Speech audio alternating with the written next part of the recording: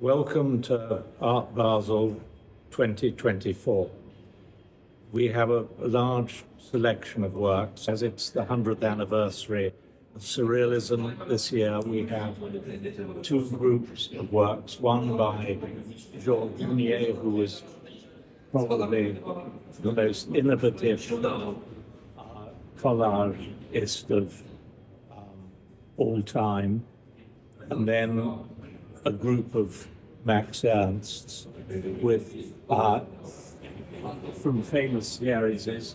This is from Fiat mode, very rare because it's one of the still signed and numbered.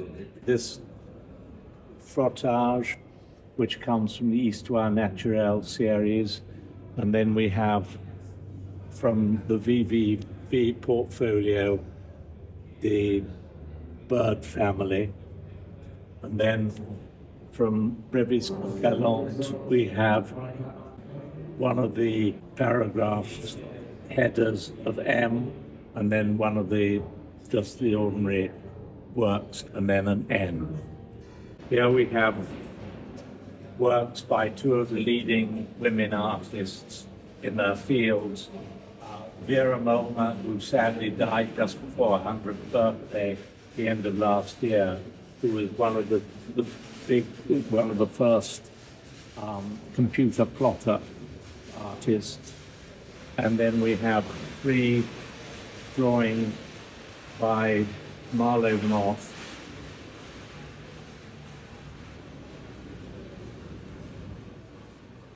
From the 50s. On this long wall, we have a painting by Stanczak, who we've talked about many times before. Although he was born right-handed, he lost his use of his right hand in Siberia in the war. And he had no studio assistants, nothing. He stretched his own things with his one arm. First thing is he would color the canvas.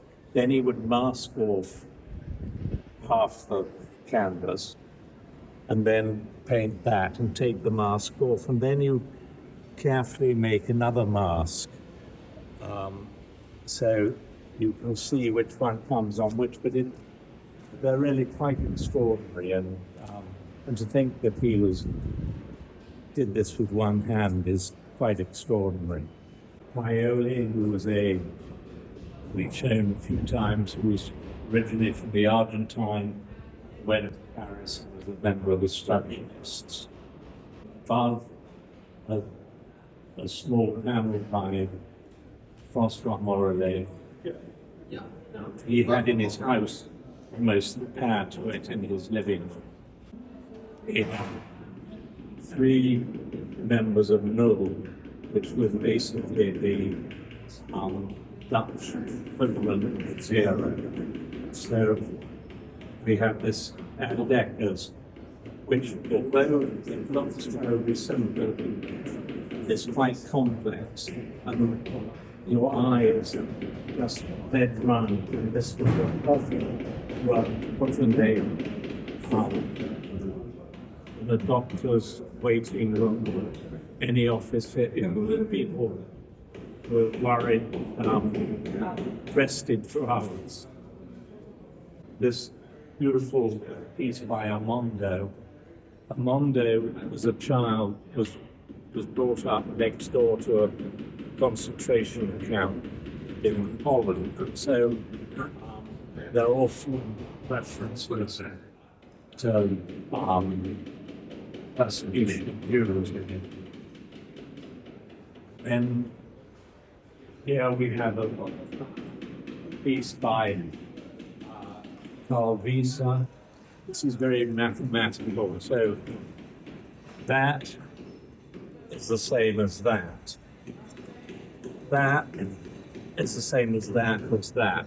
So the whole thing goes round as a mathematical progression.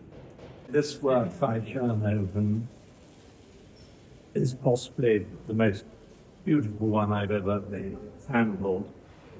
And he was also a major member of the Mill Group.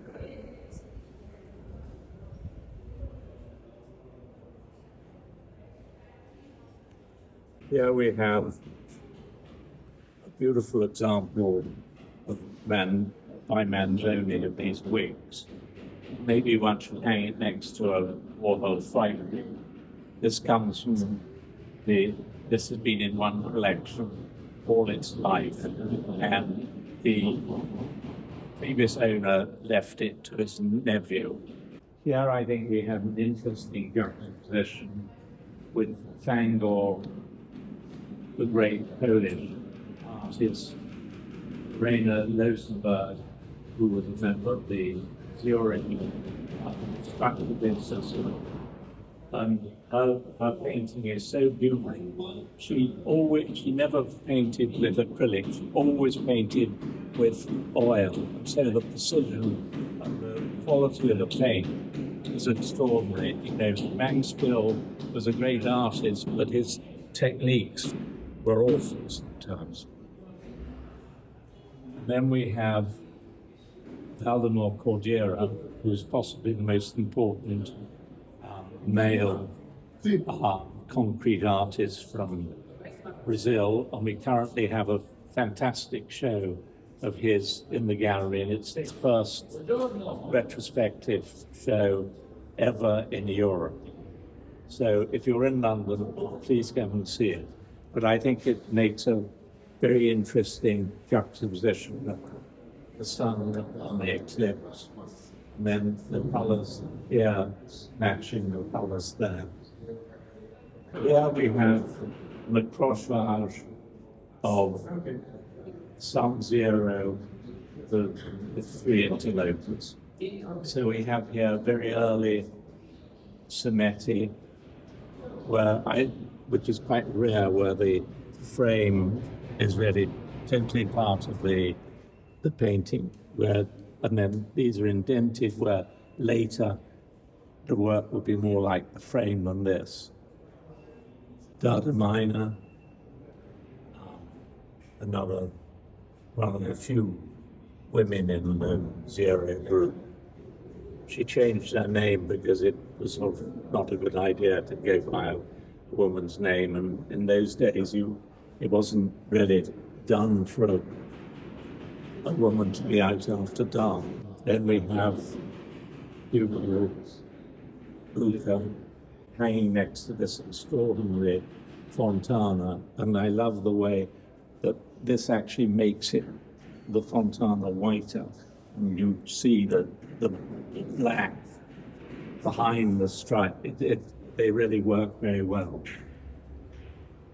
Then we have a Feliza Bursztyn, who's an extraordinary artist who will be showing at our Frieze Masters in October. Her parents were Polish refugees to Colombia. He was born almost as soon as they arrived. She was very political, and so she had to flee Colombia, and she went first to Mexico and then went to Paris. At age 48, she survived about 6 weeks in Paris and died. How or why, they say she had a heart attack. I'm not sure. Then we have a beautiful little Mavigny, who was born in Rio and died in Germany, which then was Tajiri, who was 100 last year, and we had a show at Frieze Masters last year, and then there was a big show at the Bonifante Museum to celebrate his 100th birthday. And then there's also a piece at the moment in an extraordinary show in New York of American artists in Paris, I think 1946 to 62, which, if you have a chance, in the Grey Art Museum, is one of the most interesting shows I've seen for a long, long time. And this is undoubtedly the most important Bruce Conner that I've ever handled. I bought it about 12 years ago, sold it immediately, and now I have it back from sale to the person I sold it to. It's called Homage to Mae West. I don't know, maybe it's to do with the feathers or whatever, but it's really an extraordinary work. We have a very subtle, calming, beautiful Agnes Martin from 2001, which I think just speaks for itself. We got it back from somebody who bought it immediately. I did the show in 2001, and therefore it's not been in any exhibitions. Purely the ones that went in exhibitions, maybe the ones that haven't sold. It's just had a loving owner to it recently. A couple of drawings by Paul Tech, who is an extraordinary, multifaceted artist, beautiful glass.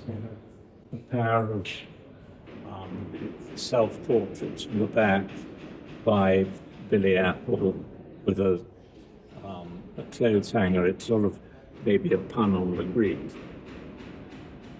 But they're rather extraordinary. Normal favourites: Klaus Stout, Francois Morellet, and Raimund.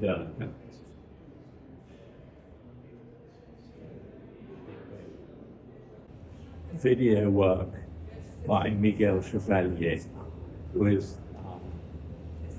was one of the first people to use computer as an artistic video. And he's more well known for doing pieces sort of like works in cathedrals around the world and everything, but this is more domestic. But they never repeat themselves. They're quite extraordinary. Again, fascinating. This can calm people's nerves in the doctor's waiting room too. A work by Imre, who is, to my mind, the most interesting painter out of Hungary in the 70s, 60s, 70s, they were onwards. They're really beautifully painted. A lot of the Hungarians did enamel pieces at the Peck workshop. This is, I think he was always better as a painter. There's a sort of luminosity that a lot of the other ones didn't, but they really had it in the enamels. I think these are really beautiful. With on the floor, there's a piece by Braco.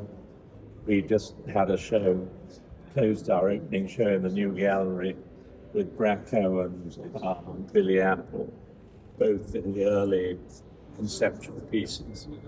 He's a fascinating artist. The last two pieces we have, one is Alexandre Diop, who is a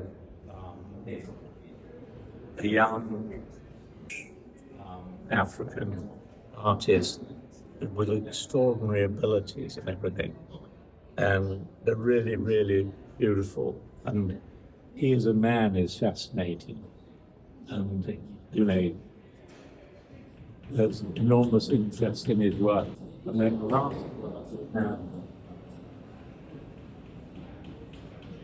is Rafael Canogar, who is an artist, is a Spanish artist, and the works I'm most interested in are the informal works from 57 to 61, and we will, the next year, we've been buying and we'll be doing the show. I think he's the most extraordinary, exciting artist. Sometimes very sexual. I don't actually see any sex in this one. Somebody might. I hope that if you are visiting Art Basel, you'll come and see us on G14, and hopefully there'll be things that you can learn from and enjoy. Thank you very much.